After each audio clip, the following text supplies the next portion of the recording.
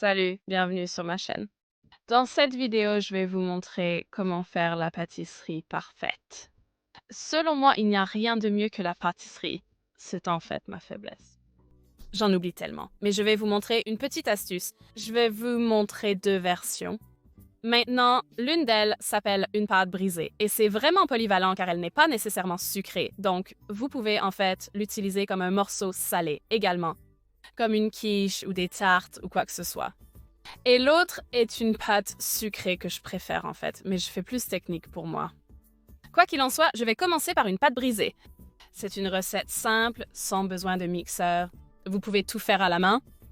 Alors, pour cela, nous allons avoir besoin de 200 g de farine ordinaire, 100 g de beurre non salé qui a été sorti du réfrigérateur pendant environ une demi-heure, un œuf, une pincée de sel et environ 5 g de sucre en poudre et un peu d'extrait de vanille. La vanille est maintenant optionnelle. Je l'ajoute parce que nous allons faire des choses sucrées avec plus tard, mais vous n'avez pas à le faire. Tel qu'il est, nous allons l'utiliser pour le salé. Donc, pour commencer, quand je mets la farine directement dans un bol, avec le sucre, le sel et le beurre, et je vais y aller avec mes doigts parce que je vais le mélanger avec mes mains. Ce que je vais faire, c'est que pendant que je le mélange, je vais créer une consistance presque sonore et le mélanger avec mes doigts en émiettant le mélange. Donc, je frotte le beurre, la farine entre mes doigts en utilisant mes pouces et je vais faire cela jusqu'à ce qu'une consistance semblable à du sable se forme. Donc, encore une fois, la meilleure façon est de prendre le mélange et ensuite d'utiliser vos pouces pour le frotter entre vos doigts et vous atteindrez cette consistance plus vite.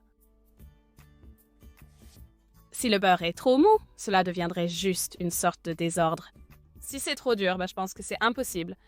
Donc, lorsque vous mangez le frigo Maserati, vous devez attendre environ 50 à 30 minutes pour qu'il se ramollisse directement. D'accord, donc maintenant, ça a formé une consistance semblable à du sable. Et comme vous pouvez le voir, il n'y a vraiment pas beaucoup. Tout a été mélangé sans grumeaux de farine. Et les miettes sont toutes assez fines. Mettez ça de côté et cuisinez simplement avec ça. J'ai mis de côté la consistance ferme, maintenant je dois ajouter l'œuf. Alors ce que je vais faire, c'est en fait peser l'œuf dans un bol parce que vous voudrez très facilement en fait 60 g d'œuf.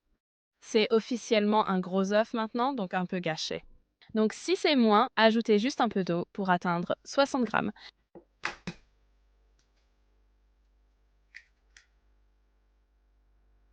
Donc cet œuf a pesé 55 g et je vais juste ajouter un peu d'eau pour le rendre 60.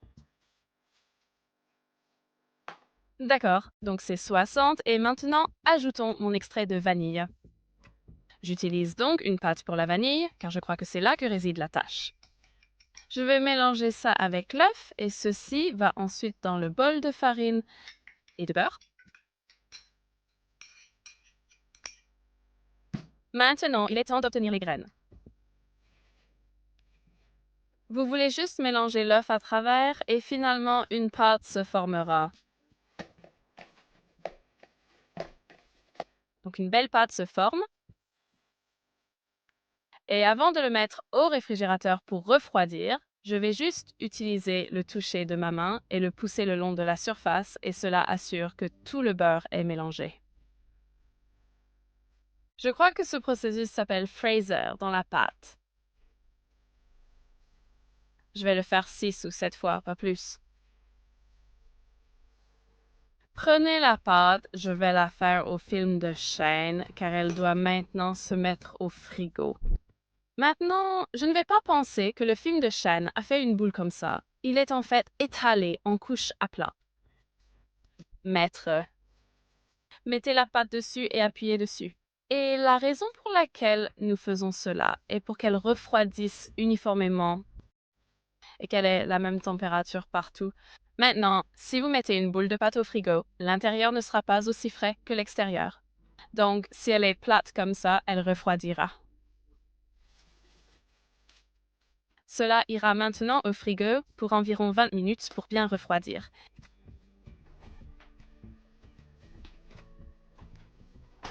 J'ai donc juste sorti la pâte brisée du frigo.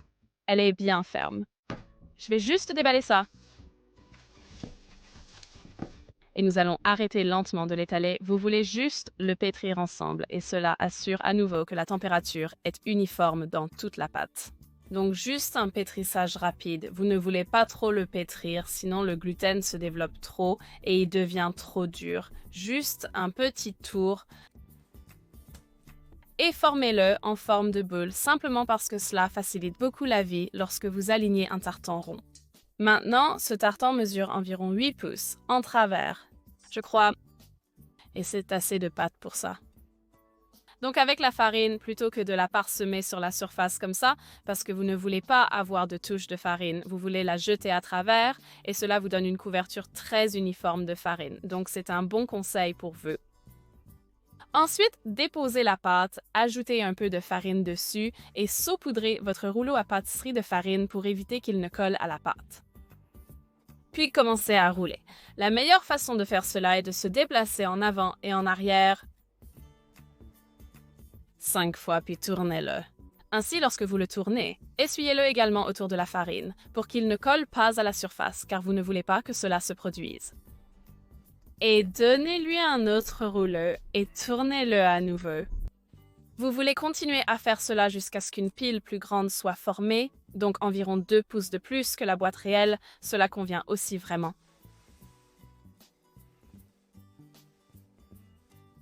Et vous le voulez aussi fin que possible. Cela ne signifie pas si fin qu'il commence réellement à se briser, mais une pâte fine est essentielle.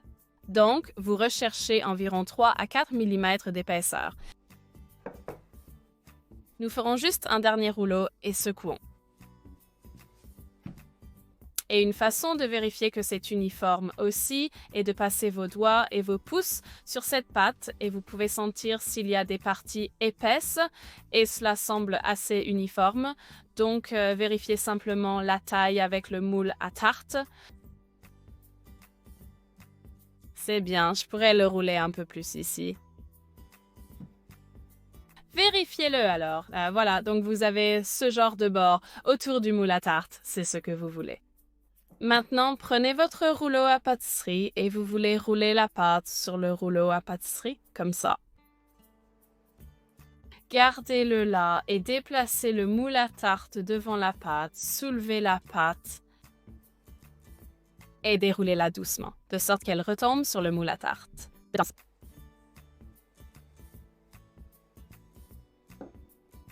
Maintenant, ce que vous voulez faire, c'est vous assurer que les coins du tartan sont remplis. Alors soulevez la pâte et toquez-la toujours dans les coins. Si vous ne faites pas cela pendant la cuisson au four, elle rétrécira. Vous voulez fermer les coins autant que possible. Je la soulève simplement et la découpe. Et juste pour m'assurer qu'il est vraiment bien rentré, je vais arracher un petit morceau de pâte, le presser en une boule, le tremper dans un peu de farine et maintenant, il y a maintenant les bords en poussant la pâte à l'intérieur et cela garantit vraiment qu'elle laisse bien jusqu'au bord. Donc presque fini, je vais simplement piquer le fond avec des trous à l'aide d'une fourchette et cela va empêcher la pâte de monter lorsqu'elle cuit. Donc espérons qu'elle restera bien plate.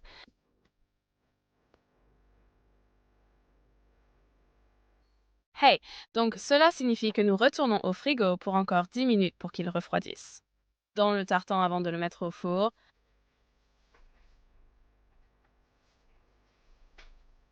Donc la pâte est presque congelée, bien ferme.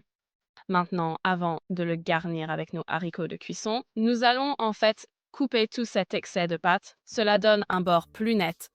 Je sais que les gens font ça après la cuisson, mais je pense que ce n'est pas aussi net. Et j'ai le vieux toc, donc je fais ça maintenant sous le four. Et je vais le couper et puis le rouler le long du tartan. Et ensuite, nous laverons tout cet excès de pâte. Et c'est vraiment très mignon. Si on en parle aussi, enlevez tout cela et j'ai juste une dernière pincée supplémentaire dans les coins, juste pour m'assurer que c'est vraiment très serré. D'accord, donc c'est maintenant prêt pour le four. Vous ne pouvez pas simplement le tourner comme ça, sinon les côtés vont tomber et le milieu va remonter. Donc nous faisons en réalité quelque chose appelé cuisson à blanc. Pour cela, vous avez besoin de haricots épaississants faits d'argile pour alourdir la serviette en papier, ou vous pouvez utiliser des haricots secs pour le riz, etc. Donc vous pouvez toujours mettre cela directement, mais j'ai un truc qui le rend vraiment très neigeux. Pourtant, vous froissez simplement cela. Alors, froissez-le aussi fort que vous pouvez. Et quand vous le défaites, puis c'est beaucoup plus toujours flexible, donc vous pouvez vraiment atteindre les coins. La vraie raison de votre succès avec les coins est que vous laissez pendre les côtés de la pâtisserie. Rendez-le bien douillet. Et maintenant, je peux y aller avec mes moules à pâtisserie et renverser le tout.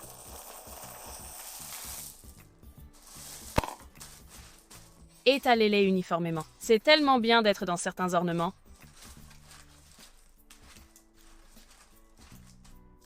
Et maintenant, nous sommes prêts à y aller. Donc, je vais mettre ça dans le four, qui est à 180 degrés pendant environ 15 minutes. Je vais ensuite vérifier si les côtés se coupent bien. Et une fois qu'ils commencent à brunir, je vais retirer le bout, enlever les haricots et continuer à le cuire jusqu'à ce qu'il soit complètement cuit.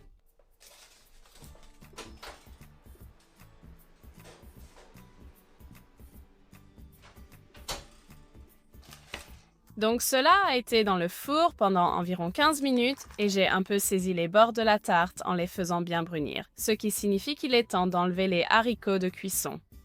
Maintenant, ils sont chauds. Alors faites attention, j'ai mon pot prêt, donc je vais juste les ramasser dans le moule à cuisson. Et les verser directement dans le pot. Si vous préparez une autre tarte aux abeilles, assurez-vous qu'elles sont bien refroidies, sinon elles feront fondre la pâte avant la cuisson au four. Comme vous pouvez l'observer, la tarte a une forme chaotique parfaite. Il suffit de la remplir pendant 5 à 10 minutes au four pour que la pâte sèche complètement et, en termes très laitiers, il n'y a pas de bouton détrempé. Donc, pour préparer une pâte sucrée, j'utilise un batteur sur socle. Vous pouvez aussi utiliser un batteur à main ou une baguette, mais j'opte pour un batteur sur socle avec un accessoire adéquat pour la pâte sucrée. J'ai besoin de 200 g de farine ordinaire, 125 g de beurre ramolli, 50 g de sucre en poudre, un œuf qui fait 15 g, une pincée de sel, je vais zester la moitié d'un citron et j'ai de l'extrait de vanille. À présent, dans le bol du mixeur, je vais mélanger le beurre coupé et le sucre. Le beurre ramolli, le voilà.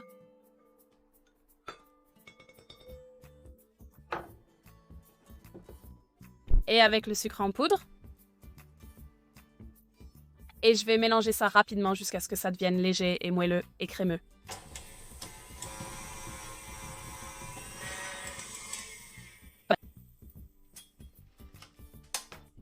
Comme vous pouvez observer, c'est vraiment plus léger, agréable et moelleux. Maintenant, je vais simplement étaler les côtés du bol pour m'assurer que tout est bien mélangé. J'ajoute donc l'œuf. Ici, ça pourrait commencer à crailler, mais pas de panique. Ajoutez simplement une cuillère à soupe de farine et tout s'arrangera. Comme visible, ça éclabousse, donc je prends un peu de farine. Je l'ai mis dans le bol.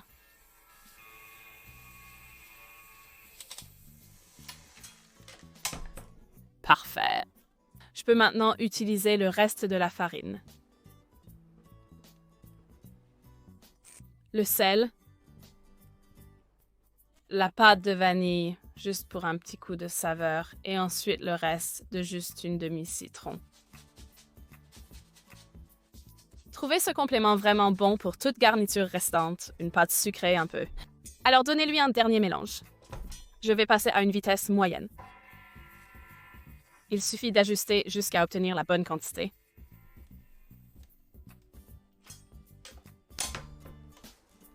Donc, tout est mélangé et vous pouvez penser que c'est une pâtisserie très sucrée et grasse, mais ne vous inquiétez pas, elle reste au frigo comme le sablé. Et devient alors plaisant à travailler. Donc, je gratte simplement l'excédent sur le batteur. Nous avons un dernier mélange avec ma main. Encore une fois, obtenez un film de ficelle. Cette fois, déposez simplement le mélange sur le film de ficelle et laissez le dessus, juste le laver à plat, encore une fois, pour que la température se diffuse partout. Donc, cela doit rester plus longtemps dans le réfrigérateur que la pâte brisée, donc je vais le laisser environ 20 à 30 minutes jusqu'à ce qu'il soit ferme. J'ai donc retiré la pâte sucrée du réfrigérateur et l'ai laissée un peu plus, donc elle est devenue très agréable et dure. Et je vais en fait aligner ces petites boîtes sur ces adorables petites pièces de tarte. Et je pense que la pâte sucrée est beaucoup mieux pour aligner de petites boîtes comme celle-ci plutôt que la pâte brisée. Donc, pour de petites boîtes, utilisez le sucré. Donc, je vais diviser la pâte en 4 pour faire 4 boîtes individuelles.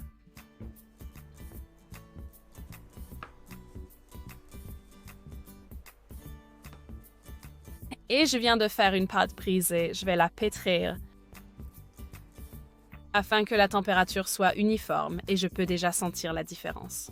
Cela devient beaucoup plus doux et rapide, et c'est en fait beaucoup plus facile à étaler. Donc encore une fois, saupoudrez simplement la surface de farine et sur le dessus de la pâte,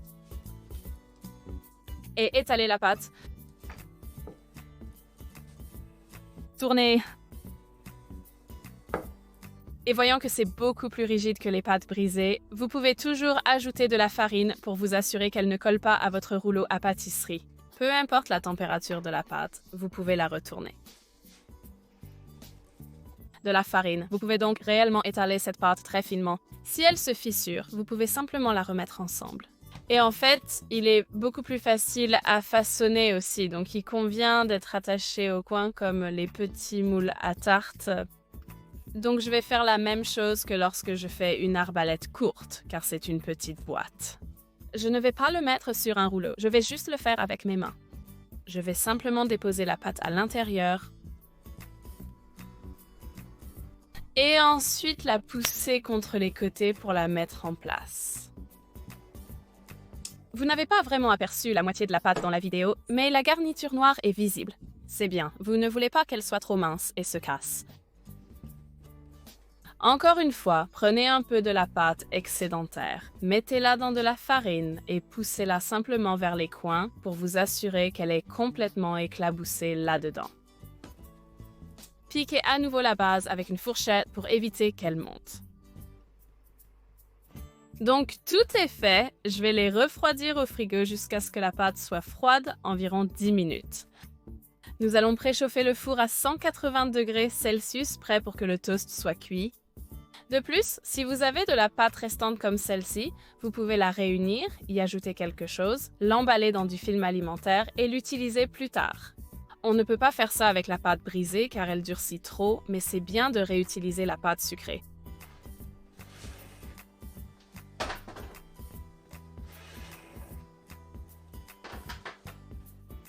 Donc la pâte à tarte est terminée. Je l'ai totalement refroidie après sa sortie du four. Elle est belle et sèche, parfaitement cuite, et elle n'a pas trop rétréci par rapport au bord du moule. C'est maintenant une petite pâtisserie sucrée, donc c'est le même processus. Donc, pour bien faire, j'ai éliminé l'excédent, je l'ai pré-cuit à blanc, et il est sorti bien uniforme aussi. Il est maintenant temps de comparer les deux. Donc, avec les grands moules à tarte, je les laisse jusqu'à ce que la garniture soit dedans, puis je les retire car ils sont fragiles. Maintenant, je vais vous montrer avec les petits moules, mais regardez à quel point ce moule était astucieusement vivant. Bien qu'il soit sorti très facilement, et ces moules sont également anti-adhésifs. Je mettrai tous les liens ci-dessous où j'obtiens tous mes moules à tarte. Mais vous pouvez vraiment voir qu'il a ce bord vraiment tranchant de la pâte et ça sent vraiment bon. Je suis en fait vraiment excitée d'essayer un peu. Ok, je veux dire, ne dis pas, tu ne peux pas avoir ça. Vous pouvez entendre comme un son de combien c'est croustillant, mais c'est aussi très fin. Et le service traiteur sucré, il y aura toujours un ensemble sucré. J'ai presque le goût d'un biscuit. Maintenant, imaginez cela avec du lemon kurde ou simplement de la crème aux fruits frais. Vraiment délicieux. Voyez celui que vous préférez. Je prépare ceci avec de la pâte brisée et des garnitures sucrées comme la tarte au zeste de citron. Ou des garnitures salées comme la quiche, mais j'utilise principalement les tartes sucrées comme le fruit et juste pour augmenter la douceur. Si possible, j'espère que vous avez apprécié. Vous pouvez déchirer les deux pâtes, brisées et douces. S'il vous plaît, testez et donnez votre avis. N'oubliez pas d'aimer, de commenter et de vous abonner à ma chaîne. En espérant que vous avez apprécié, à la prochaine.